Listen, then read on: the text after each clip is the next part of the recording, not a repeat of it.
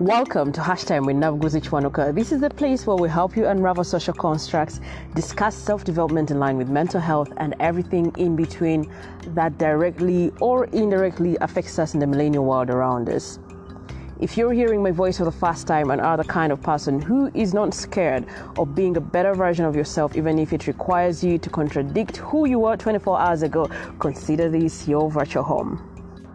I am your host, Nabuguzi Kiwanuka, a lawyer, founder, team lead of Equate Foundation, an addict and lover of insightful conversations, and a professional unraveler of social constructs. On site with me is Tina Ntulo. She's an over 2-decade practicing psychologist, currently working with Strong Minds Uganda. She has been with us before, and she continues to extend her generosity to us by guiding us through the intricacies of mental health. Today, she and I are going to talk about grief and its impact on our mental health. So without further ado, let's get into it. Tina, welcome to Hashtag with Nabuguzi Kiwanuka. Thank you. Do I say what? Welcome back. Welcome back. Welcome back. It's And the like future will come back. It's like I walked into a room. It is literally. It's a mobile one. It's a mobile room. We're not going to get into the introductions. If you want to know who Tina is, please go and visit the mental health awareness episode. She's there talking about who she is, her history and everything. But what you need to know is that she's a mental health practitioner. She is a counselor. She does everything related to someone helping people with mental illnesses, people with mental health problems. Some people use people with mental disorders. I've heard people having a problem with using, I think, the word disorder, or was it something else, or was it issues? Something political about some words. Yeah, well, those who live with mental, I'll say disorders, prefer to call themselves users of psychiatric services or users of mental health services. That way they're not defined by the illness. Yeah, like when you see me and you say I'm a person with a mental disorder, it's not the only thing that's there about me. I also have talents, ambitions, and other things going on in my life, and this is just one aspect of. So I am a user of a service. So they use the word users of mental health services, users of psychiatric services. It does make sense. Yeah, so the disorder is the one that we diagnose, and it's not always active. So for example, when a person has bipolar affective disorder, it means that you have that illness that has both depression and mania. But when you're on treatment, we do not say you're ill until you're symptomatic. Oh, yeah. So once you're on treatment, we do not say you're sick. We just say that you have a diagnosable disorder. So that's the difference between people with mental disorders and people with mental illness. When we say people with mental illness, we're talking about people who have active symptoms. Oh, yeah. Yes. Well, that's how we differentiate it. But yeah, I mean, at the end of the day, I would also be a strong advocate for the user of mental health services, but it's such a brand new term that when you use it, people have no idea who you're talking about. So it's like mentioning my name so long. Yeah. Nabuguzi Kiwanuka, and then the mental health. Yeah. What? Users of mental health services or users of psychiatric services. Right. So in that case, you would not say I'm a diabetic. I am a user of, I think, internal medicine, or I'm a user of insulin. Oh my God. It's kind of weird, but it's a different take to the whole thing. But they'll advocate for themselves, and it will sort itself out in terms of the nomenclature at some point. But but so easier. I work with people with mental health problems. So when you look at the months between the last time I saw you to date, you notice that the month of June. When I talk about we, I'm talking about the Ugandans. I don't know about the other countries. We suffered so much death related to COVID. Every other day, I mean, there's a time when I woke up in the morning and before it was 10 a.m., I had gotten news of about 5 people that were dead, and I was exhausted. I was like, I'm done for the day. Let me get away from the phone. So with all this death around us happening, and also talking about picking up something that you talked about in the previous episode as death or grief causing someone to have their mental health affected. How can you help us paint a picture of what this really looks like? Okay, let's try and do that. So death is a normal event, in as much as we do not like talk about it. Yeah. It happens. It will happen to all of us at some point. Yeah. And because it's a normal event, we actually have an inbuilt mechanism to deal with death and to handle death. Okay. And that inbuilt mechanism takes us through certain stages, which I'll explain later, but they take us to certain stages that allow us to arrive at the end of grieving, or what we call arriving at a new normal. Okay. And because death is an everyday event, it's going to happen. Culturally, socially, we have also put around us certain things, certain customs, certain rituals that we do to just help with this grieving process. So we have the wake, we have the service, we have the actual burial.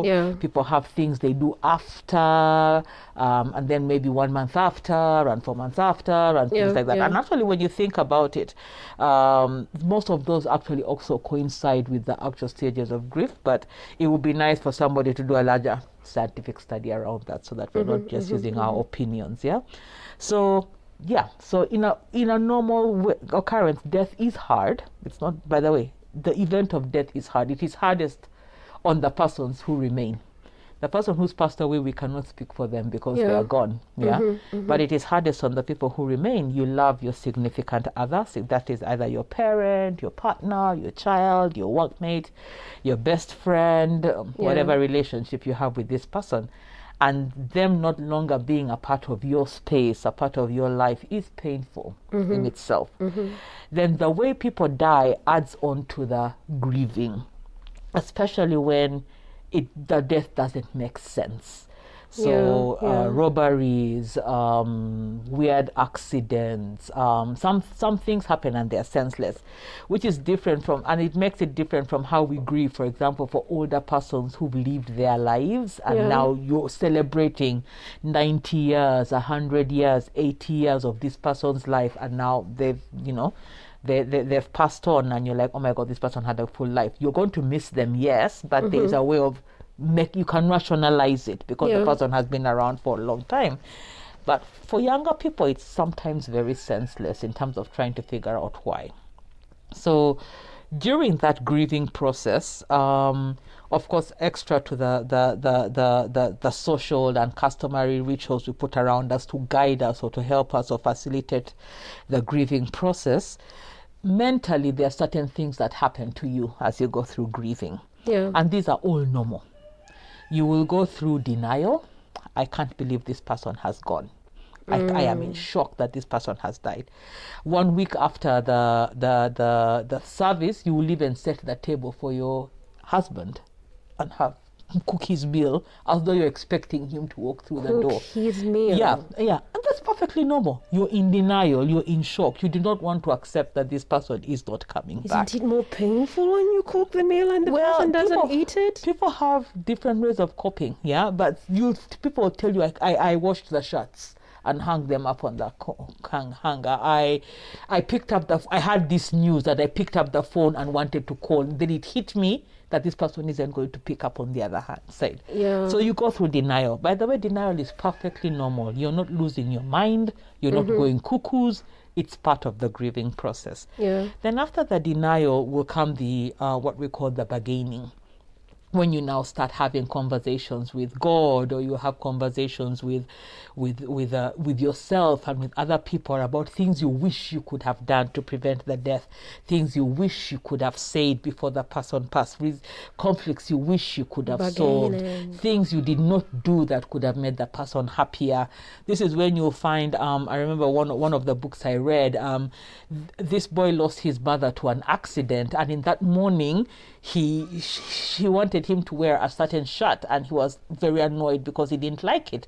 So after the death, he wore the shirt every day, like as though in his mind he was appeasing himself and her for the conflict they had before she died. So people will go through that kind of bargaining stage, and then people will go through anger after that. They'll be extremely upset at the system, upset at relatives, upset at themselves, upset at the person who died. Why didn't you fight enough? Why didn't you follow instructions? I told you, you should have told me. And even when they're crying, those are some of the things they'll be saying to their other people who are around, who are supporting them to go through grief. So we have the anger, we've got the denial, we've got the bargaining, the anger. Then people go through depression.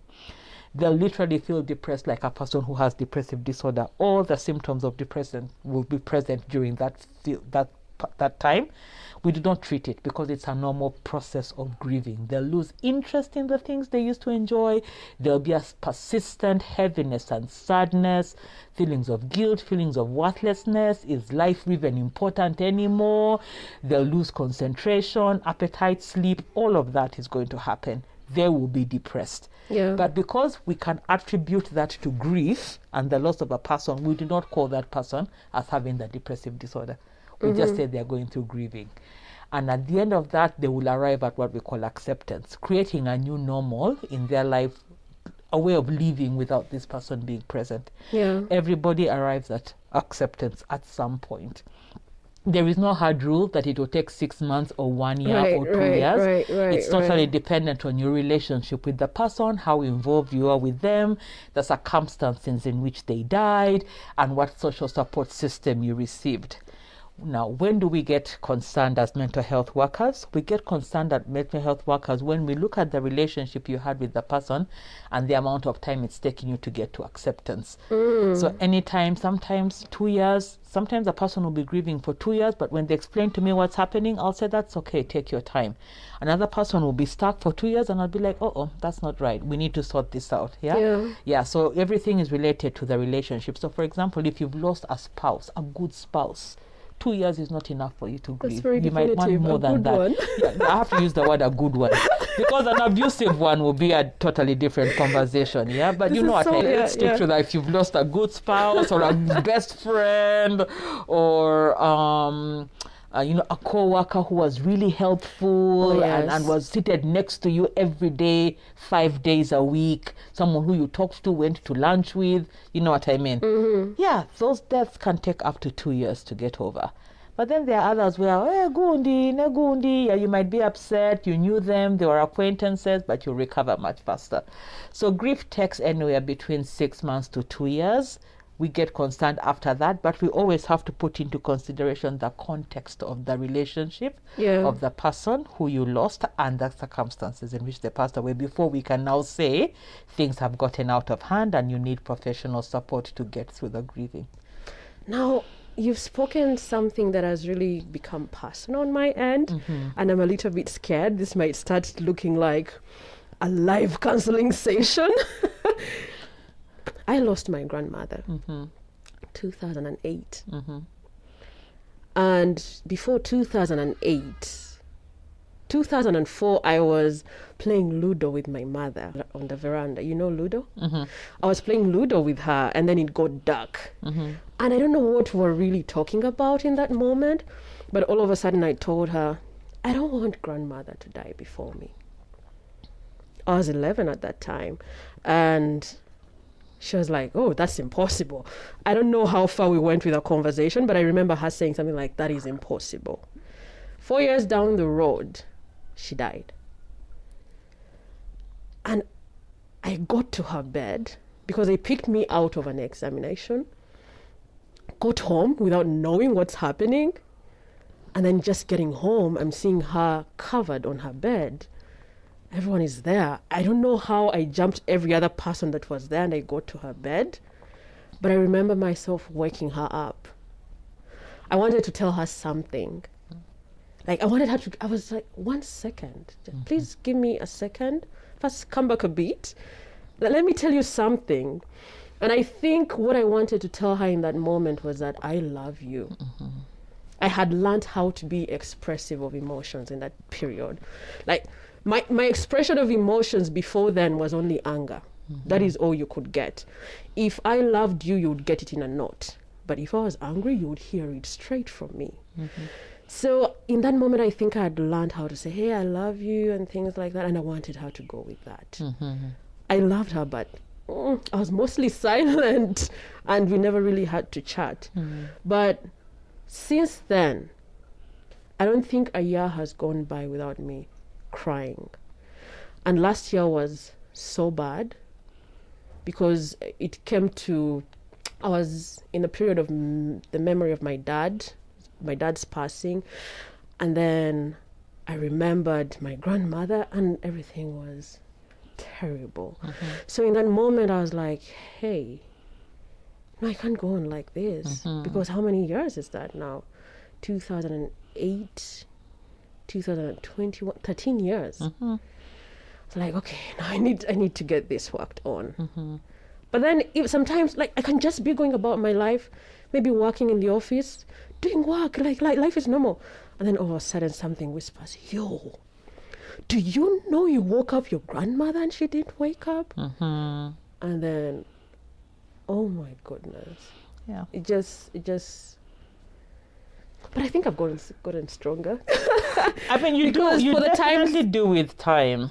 All the times that I've been talking about it, I've been crying. Exactly. But I've not. Today you haven't. Yeah. Okay. Yeah. I mean, it takes time, and you can't decide that you're going to forget this person. They're a significant part of your life. And as a child normally under the age of 7, they will not remember the person they lost. Especially under the age of 5, they'll have some kind of memory, but normally it is not a true reflection of the actual things that happen because they create memories for themselves. Yeah. Because you can't unfile that far back. So there's some truth to it, and then there's some make-believe added to it. At 7, the same thing will happen.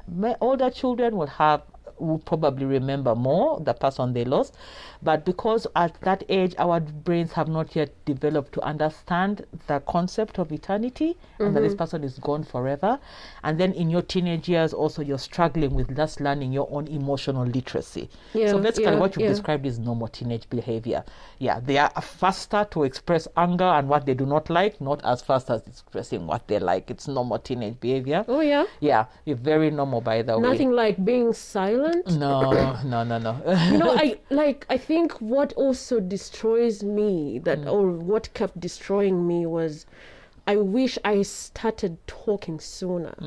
Because even when we would go to the village, I could spend the whole day sleeping. I loved her, but we didn't have those conversations, And now the moment she died, I felt like, whoa, I don't have time. Because that was my first, I don't know, should I call it my first experience of death? Because my dad had already passed on before I was born. I knew that. But now this is someone that I've experienced and they're now plucked out of my life. And as soon as that happened, I was on tension. I was like, okay, now there is mom and my guardian. The moment I would call them, if I was at school and they don't pick, oh my goodness, they have died. She can't fail to pick her phone. And then I'll start crying until they call back. I was like, you are alive. So I became more expressive of my emotions, because now for me, what happened in that moment was that for the people that I love, if they are to die, I don't want to feel this thing again, that they left without me knowing that I loved them. So I think you've actually described the bargaining phase very well. When you talked about it, that's when I went there. I was like, yo, this is it. And some people can't get stuck in a phase. You can get stuck in a phase for 1 year, 2 years, 3 years, 4 years, 10 years, 13 years. You can actually get stuck in a phase where you are failing to resolve the what could I have done better, or the anger. And this, for example, you see people having anger towards, the loss of a person, and in a way, some of our best kept, our best known campaigns come from that kind of anger to improve the health system for the delivery of a certain drug or a delivery of a certain procedure. That comes from the anger. Yeah. But of course, if it isn't managed well, it then consumes the person, right? So we have that, and that's a different thing altogether. But anger is good. The bargaining is good because it helps you make sense of the death that has occurred, the passing of this person that you loved. But it has to be resolved. Yeah. So when it gets past a certain time, and for each person it's different, there is no prescription. And I have to add that because we shouldn't just go start dishing out antidepressants for people because they've lost loved ones. Yeah. And neither should we medicalize death and grief because it's a normal process of life. And there's so many other things that affect how we grieve. For example, our coping strategies, the support system you have around you. And this is one of the things I have seen people doing when guys are grieving. Please stop telling people do not cry. Let people cry. For crying out loud. Let people cry. Let people be angry. Let people say how upset they are. Let people verbalize their feelings. But many times you hear people saying, oh, be strong, be strong. Strength comes from me verbalizing how upset I am, how sad I am, how this doesn't make sense. That is strength. The weakness is on the person who is actually going, nothing happened, sweeping out of the carpet, because you will explode at some point in time. So when you're supporting someone in grief, allow them to express. It is uncomfortable. Sometimes you don't know what to say, and that is perfect because you don't need to say anything. You just need to be there. All you need to do is be there. You don't need to say anything. You don't need to help that person rationalize. You don't need to have the best answers. Just be present and let this person go through what they're going through. So anyway, those are the stages of death. The stages of grief. And you've also brought out something very important. It's like, sometimes we also go through multiple griefs. You have not fully resolved one grief. And then another person passes on. So while you're still bargaining over this one or angry over whatever happened with this one, then you lose another one. So now you have two stages of grief taking place within you, right? And then another person. And this has happened a lot during COVID. You're just trying to make sense of one friend, and then the relative passes on. You're trying to make sense of that, then your workmate passes on. You're trying to make sense of what? And all of a sudden you find yourself in this confusion of, what's going on in my mind? I'm not sleeping, I'm not eating, I'm having nightmares, I'm having palpitations, I'm afraid. I don't want, every time my phone rings, I am afraid. I start having palpitations because you're thinking bad news is coming. And you end up whatever. And by the way, it's just because it's a lot. It's a lot going on. It's a lot for your mind to comprehend. If you think of yourself as a filing system in your brain is trying to figure out how to make sense of everything and putting them in the right place. And it's just too much going on at the same time. And it's normal. Where I keep telling people, and guys telling people to me, oh, this person needs counseling, we'll have a conversation, but I always have to remind them, what you're going through is normal. It's okay. Everything you're feeling is normal. It's okay. Feel it. Allow yourself to feel it. Find a safe place for people to help you feel it and not to shut you down. But multiple grief, now, when you fail to resolve multiple griefs, that's what we call unresolved or complicated grief.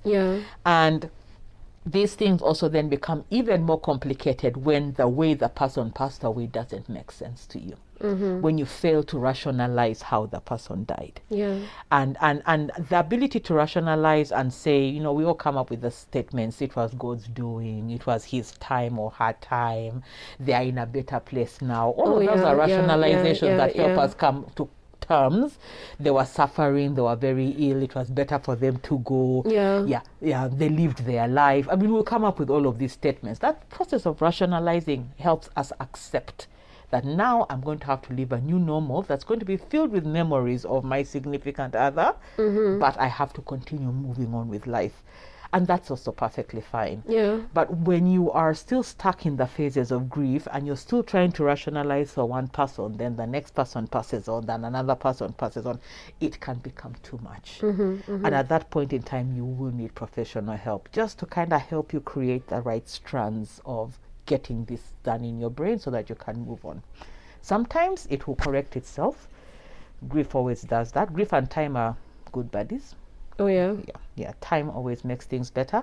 However, it's only helpful if people are helping you express what's going on. If everything just gets shoved under a carpet or into some box somewhere in your mind, it will sit there. But unfortunately, the way we were made is that nothing goes unresolved. Right. At some point in time, right. it will explode. So when you tell your story, the first thing I can think of is probably she was told, Sirika, it's okay, don't cry that much. Or probably it was everybody else was concerned about one other person and you were not given space. Now what happened? I think what happened. No, what happened that real day? Yeah. Now the attention went off the dead person because of this too much information. I ended up getting an asthmatic attack, and then there was a period when my attacks were severe. Actually, between the age of 13 and 16, they got so severe to a point that they would sort of cut off oxygen to some parts of the body. So I started getting stiff. I know they had to go away from the dead person, and they actually made me step away. I didn't even see her get buried. That makes sense. They really took me away from people. Yeah. Like I was put aside, and they were. So you didn't finish. Basically, you didn't finish that ritual of saying goodbye. Oh yeah.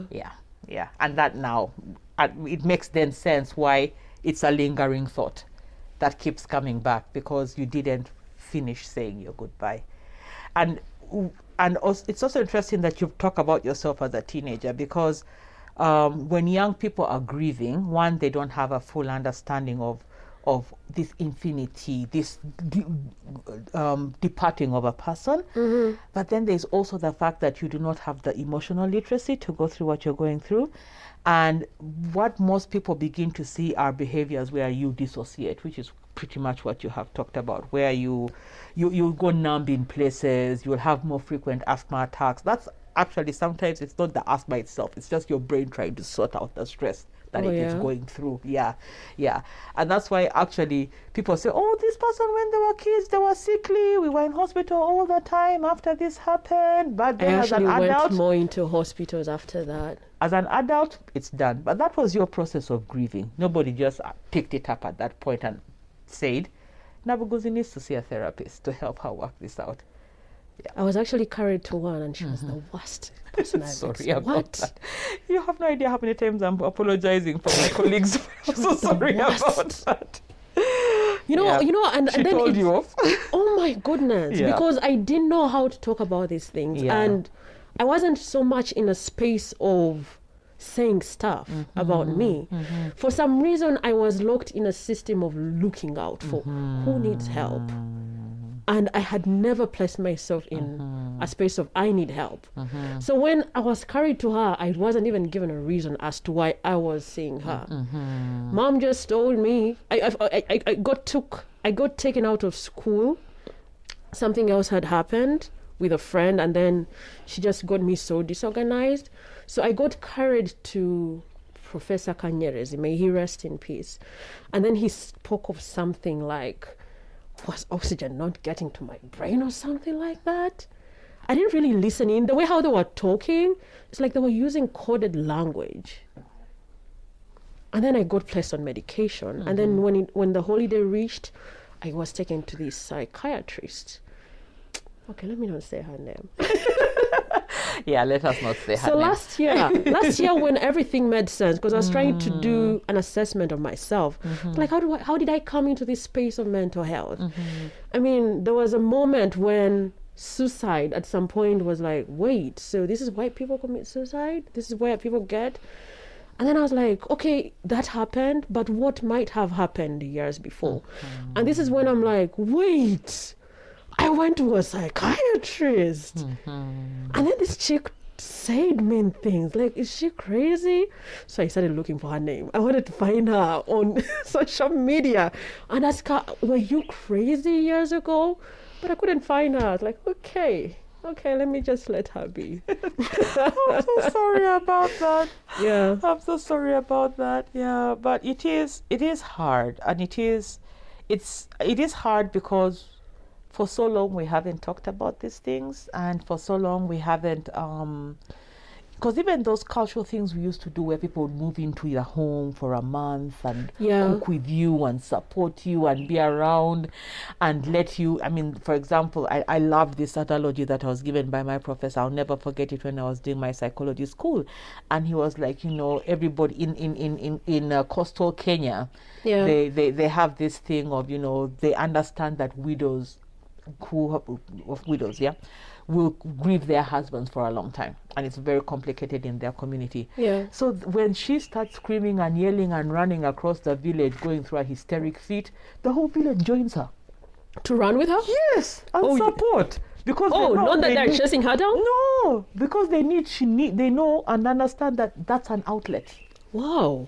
It's an outlet for her to just express this frustration that she's been holding, trying to keep her home together, fighting over land, missing her husband and protect her, and all the other things that have come with now her having this new position of being the caregiver. And the community would actually be like, hey, let's run. They wouldn't be stopping her and holding her down. No, they would join in and they would let her do this express thing, and then she would be fine. So those are things we do culturally. People would come and sit with you, and you know, even the professional mourner, that is what their role was, to help you with the crying. So yes, it's actually a positive thing. But now we've mixed up that culture and this new northern culture, and we've kind of lost how we express ourselves. And I think it's something that we need to learn how to do again, especially now when, for example, in COVID, where there was no vigil. Most people didn't have vigils or didn't have time to have vigils. It's just 20 people invited to the home, and sometimes people are still recovering from COVID, so nobody will go because they don't want to be infected. Then there's almost no service because the churches are like, this is not coming here. And then the whole burial process, you know, these guys are on call, they have other bodies to go pick and bury, so they're looking at you like, you know, get moving, you know, because and it has to be done. So the whole process of just being able to express yourself in grief during this time has just become harder because you do not have the space. Then it's all done, and then the people who used to stay around to support you can't come like they used to. It was locked down or whatever, so nobody would come around the home to keep you, and you find yourself alone with all these thoughts and you don't know what to do. And that's what has made grief harder this season. And as we go into the fourth wave, this is what people need to think about. One, try your best not to get COVID, but it is not your fault if you get it. And if you do and lose somebody, you just remember that grief is okay. It's okay to cry. It's okay to be upset. It's okay, and it's okay for people to rally around the person and allow them to express themselves. Allow people to express themselves. You don't have to have the right answers. You don't even have to say anything. Just be present. And the last thing that I wanted to talk about grief that's related to COVID and everything was something that I've seen in practice coming up a lot is what we call survivor's guilt. Survivor's guilt was coined those days in the World War, where during the World War and after the World War, where soldiers would begin to experience mental health problems because they survived the war. Because now, ideally, yes, because they survived the war. They lost their part of their platoons or their colleagues, but then they survived. So people would expect that this person has come home from war, they're alive, they should be happy and celebrating. But instead, you watch this person going through depression and you can't understand why. And it's difficult for this person because once you have a person who's close to you and you've gone through the same experience, a car accident, getting COVID, or any other significant event, earthquake or whatever, and you lose them and you survive, at some point in the grieving process, that bargaining process, you start asking yourself, why me? Why is it me who survived and this person died? What was it about me that made that happen? What could I have done to make sure that this person survived as well? So then there becomes this overwhelming guilt begins to develop in this person and to grow, and it takes over their thinking, and it makes the grieving process even harder. So you get stuck in the bargaining and you can't move into the anger and the acceptance because you're still in this guilt space. And then you turn inward to yourself. a lot. And of course, people try and rationalize it was God's time, whatever, but it doesn't make sense to you at that point. Most people do overcome it. Like, remember when we talked about the first session we did, when we said 75% of us are resilient. We will overcome at some point whatever is thrown our way, but there's a 25% of us who will need help. So now, if you're already vulnerable to having depression and you begin to go through these experiences and these events, then there's a high chance that you will not resolve grief properly, and there's a high chance that you'll end up with depression unless you are able to develop positive coping mechanisms early. Yeah. So this season has been difficult for people, and it will continue, especially now as we've opened up, and life has gone on. Yeah. And people who are grieving are now being forced to go back to the hustle. They are being forced to continue to live life as is normal. But you're like, wait a minute, guys, hello, I'm still grieving. Yeah. I'm still hurting. I'm still sad. I'm still missing my person. But the taxpayer, the job, the rent, the children's fees, the tomatoes and onions, don't care. You know what I mean? Life goes on. Yeah. And so how do we then help you understand that in as much as life is going on, you can still continue grieving? Yeah. And catch up. And one of the things we said to people is that the first thing is that it is normal. It is normal to feel bad. It is normal to cry. It is normal not to want to see people. It is normal to feel guilty. It is normal to feel angry. It is normal to be upset. It is normal to wake up in the morning and want to talk to the person as though they are right there, but they are not. It is normal during the grieving process. And what you need to do is now find a safe space, someone who understands this, and you can talk to them about it. And some of the strategies, I know some people are writing letters, some people are keeping journals, some families are gathering together at least every so often just to talk about things they enjoyed about the person, missed about the person. And it's also important to talk about unresolved conflicts, because those make grief very heavy, the things that were unsaid. My grandfather died last year. Yeah. And I didn't cry all through. I didn't have an attachment with him. Now, let me tell you, I've not talked about this with someone, but I think I tried to communicate with my cousin that very day. And for me, the person that I was thinking about in that moment was my mom. She had been away from home for I don't know how many days, and I had to get back home without her. And now I first stood in the compound, actually in the backyard. I couldn't get into the house and cried. I don't know where the emotions came from. And every negative thing I had heard about him, I told him how unfair he was. And now he is stressing my mother. By dying. Exactly. And then I was like, and that is how I moved on. Like in that moment, because when he died, I was responsible for catering for my guardian. He's also in his old age, and I call him grandfather. So I think when all was done, when the day was done and the pressures were down, this is when I was like, oh, this guy is actually dead. Jesus, I've returned home and my mother is not here. You guy, can you get serious? Like, are you always trouble? Yeah. It all makes perfect sense. And it's important. Those are the things that make grief difficult. The unresolved conflicts, the unsaid things, and it's important that as families, as best friends, people who are supporting others, that you allow people to talk about it. Allow people to say, imagine I promised to buy this dress and I never did. I promised to fix this around the house and I never did. We had this argument and I should have apologized and I did not. I should have apologized. All of those things. That is hard. It is hard, but it all has to be be verbalized, because keeping it in makes the grieving process longer. So verbalize it. You can't go to them. And sometimes I say to people, visit the grave. Sit there and have a conversation. Yes, it's with air, but have it. The person is have it. They're ish. Yeah. Depending on what you believe. But have it. Yeah. Have it. Do something symbolic that allows you to feel that you have let go of the thing that is holding on to you. That's why I'm saying some people write, some people sing, some people go sit at the graveyard and have conversations. Some families have now created, family rituals where at least once in a while they'll talk about it.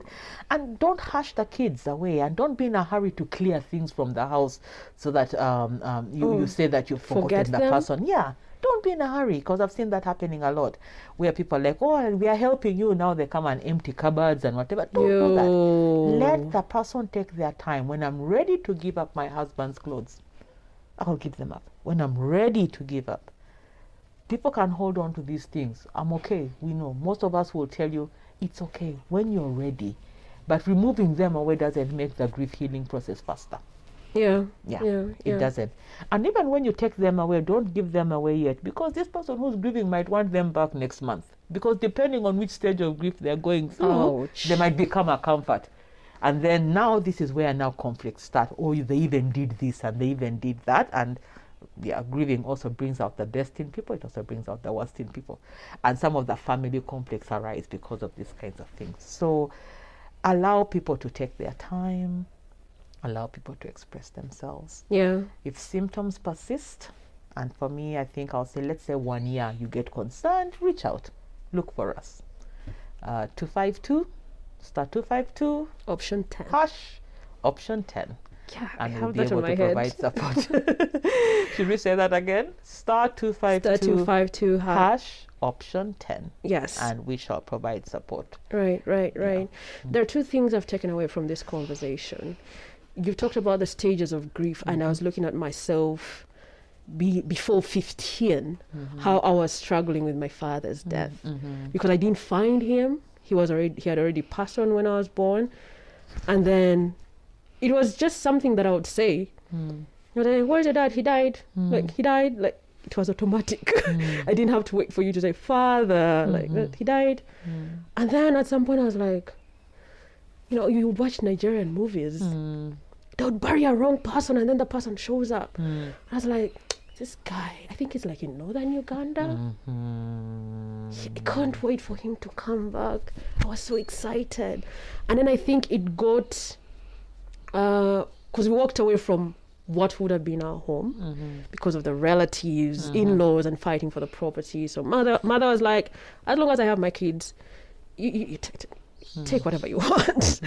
So I remember I think it was senior 1, when I had constant dreams about this man. Actually, what happened was I came from just saying it to saying, wait a minute, this guy actually died? So he couldn't wait for me? Was he such in a hurry? Just 3 months? You can't wait for your child to come? You just go away and then leave them to what? Every time my mother was struggling, I was angry with him. How dare you leave my mother to struggle? If something happened to me in school, it would never be my mother's problem. It was his problem, because my mother is trying hard to give me the best. If he was around, I would have gotten the best without so much trying. So everything was directed to him. Every wrong thing, by the way. My mother wasn't doing anything. It was all him, And then some things used to happen. 2 things happened. Actually, that very thing happened twice. And I don't know if you believe in this, but it also just happened to me. There are 2 teachers that made it hard for me in school. One in primary school. She said something like, "Gun familiarite your dad." Something like, "Gendo manyire chitawe yafa." Actually, she said, "Your dead father." And it crushed me. I was like 11 or 12. And then she didn't return for the week. She was sick. And then senior 1, I'm in a completely different school, different environment. These people don't know each other. A teacher tells me I'm not fit in the school. I couldn't have given it first choice. I think I used back door. I wasn't fit in the environment. She said so many things. And there was nothing serious I had done. I think she was looking for a moment for a long time, because I was also wild, which is also another story. So I think she was looking for a moment with me to get me. So when my neighbors laughed, she picked just me. I was like, I didn't even laugh, you know. She said all those things and I still cried. I was like, you guy, maybe I wouldn't have come to this school. Maybe I would have been in a better school. And see where I am. And then she didn't return the whole term. So when that happened, I was like, wait, this happened in P7, but this was just a week. Or maybe I didn't really follow up because I didn't care. And then the whole term, the teacher didn't return. Like, oh, this guy is actually looking out for me. And then, and I was like, oh, okay, I didn't say ow because I think that time there was no ow. Yeah. And then I started loving him. I was like, oh, darling, you really missed out on meeting me. But at least you're still there for me, you know, things like that. And then there was a period when I spent almost like a week. The dreams were just about him. I had a good life. I was bougie in those dreams. And then every night, there's no period I always looked towards sleeping, like in that period, because I experienced him. I was friends with ministers' kids. I was having the life. And then when the dreams stopped, that is when I was like, yeah, he's really dead. So in that process of me accepting he's not going to return, he wasn't a bad person to die, yeah, he's dead. So what next? This is when my grandmother dies. And then it triggers everything. For some reason, I had sort of gone away from my dad, but maybe it wasn't complete. Because maybe actually there is a time when I only started talking about it last year, and I told the person in that moment it was like I lost two parents. Because for me, I had just lost my dad. Much as it was 15 years down the road, I had just lost him, and then my grandmother passed on. Yeah. So when you talked about multiple grieving, yeah, that's what comes to you.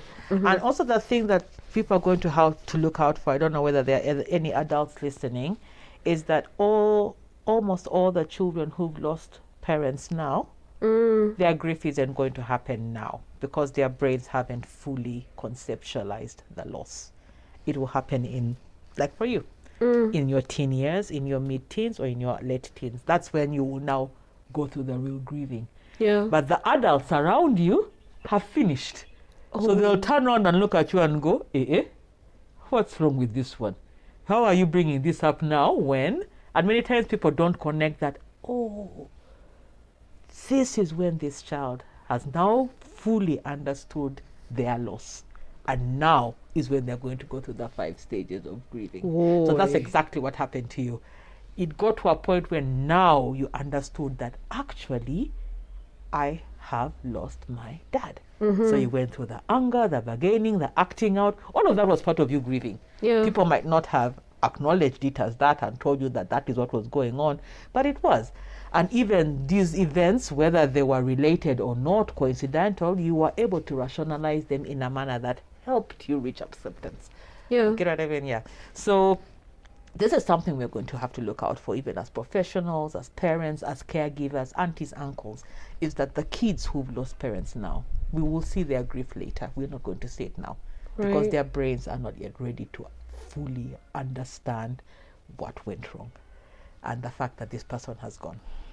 So that's why it made sense for you at that time to go up, just accepted that dad has died and now grandma has died. So for it became a multiple death. When us, the rest of the people, had already sorted out, the adults in your life had already finished this grieving process, and now they were starting a new one.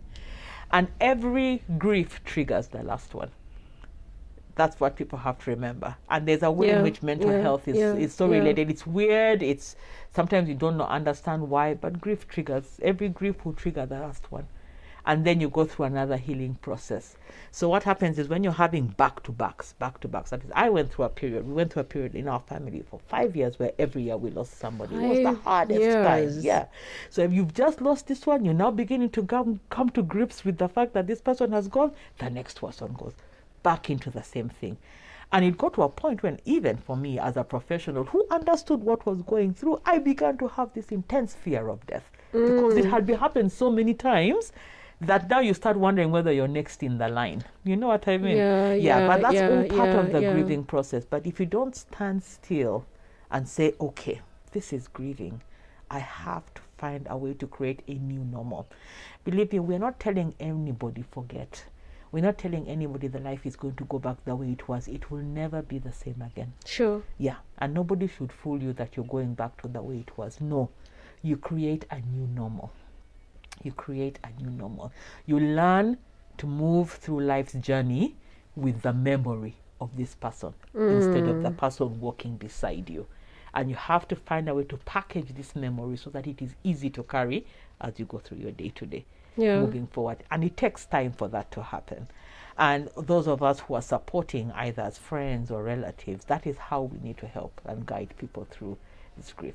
And it's hard because we are brought up not to want to talk about these things. We're brought up to hush these things. Talking about it will upset the person. We don't want them to cry. We don't, because it's uncomfortable. We don't know how to deal with another person's tears. We don't know how to deal with sadness. We don't know how to deal with silence. We don't know how to deal. We become uncomfortable. But in times like this, COVID, it necessitates us to learn these skills because it's for not just the survival of your friend, but should you become affected, that is what you need from everybody else as well. There's a moment when you talked about something like, it's normal when you don't want people. And that was a little bit scary on my part, because if you're left alone, at what point are you allowed to move into the social spaces with other people? To be honest, I feel like it gets harder. I'll tell you when you're ready. As long as you're not a danger to yourself and a danger to others. Those are the two basic rules. As long as you're not a danger to yourself. Are you a danger to yourself? Are you a danger to others? Or if you haven't crossed that line, do you? All right. Yeah. Thank you so much for helping us understand what it's like 252, to grieve. Star 252. Star 252. Hash. Option 10. And we are there to provide support. And that is Strong Minds Uganda, and we are a mental health organization, and we support people who are going through a difficult time, mainly treating depression, but grief and depression are related. So if you're going through a difficult time, you do not know what's going on, you need more answers, it's a bit strange, you haven't figured it out, just pick up the phone, dial in, we'll get back to you within 72 hours. If you have an emergency, you'll get a message that will give you a number to call if it's an emergency. Somebody will talk to you and help you make sense of what's going on. Right. Helps you make sense of what's going on. That is so powerful. Because at some point, I think when we are with ourselves, like, can you make it make sense? Because even with yourself, you're like, can you get serious? That's what happened to me last year. I was like, 13 years? Are you serious? Like, can you get serious? Yeah, sure. Okay, thank you so much. Thank you. And thank you for being vulnerable, because you've made it easier to talk about, to explain what's going on with people by using your own example and your own story. So I hope whoever is listening will be able to identify with that and dial in if they need support. And I think what helped also was that I started talking. The years before last year, I wasn't talking about it. So I think vocalizing these things helps a lot. So thank you so much for giving us your time. You're welcome, Nabuguzi.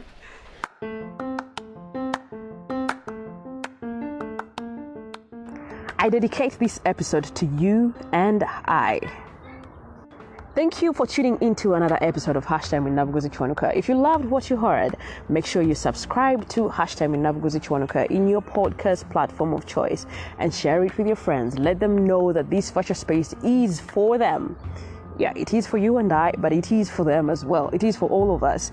Also, feel free to share your insights about what connected with you on social media, and be sure to tag us. We are at #Nabuguzi Kiwanuka on Facebook and Instagram, and on Twitter. Our handle is at SGNK Podcast. You can reach us on our email, sgnkpodcast@gmail.com. Your reviews are welcome, and I really look forward to hearing from you. Until then, catch you in the next episode.